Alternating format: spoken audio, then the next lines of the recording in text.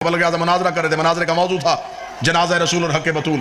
सुबह से लेकर शाम तक मुखालफ मेज पे मौलवी बदलते गए। इधर अकेला मौलाना इस्माइल, शाम के वक्त उधर से एक मौलवी तलू हुआ।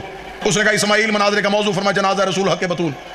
उसने कहा एक सवाल का जवाब दे और किताबें बंद कर दे। मौलाना इस्माइल का कौन सा सवाल? उसने कहा पहले ये बता तुम शिया नबी को जिंदा समझते हो? इस्माइल का बेशक हम जिंदा समझते हो। उसने कहा हाजिर, फरमाया हाजिर। उसने कहा किताबें बंद कर, तेरा मुनाजरा बनता ही नहीं। जो जिंदा हो तो जिंदा का जनाजा कैसा, जो जिंदा हो तो जिंदा की विरासत कैसी।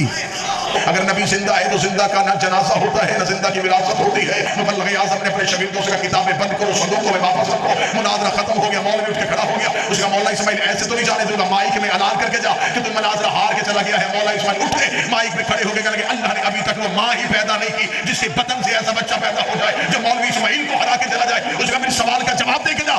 तूने सवाल किया है कि जिंदा का जनाजा नहीं होता, जिंदा का विरसा नहीं होता, एक बात तू भी मार, जिंदा का खलीफा भी कोई नहीं होता।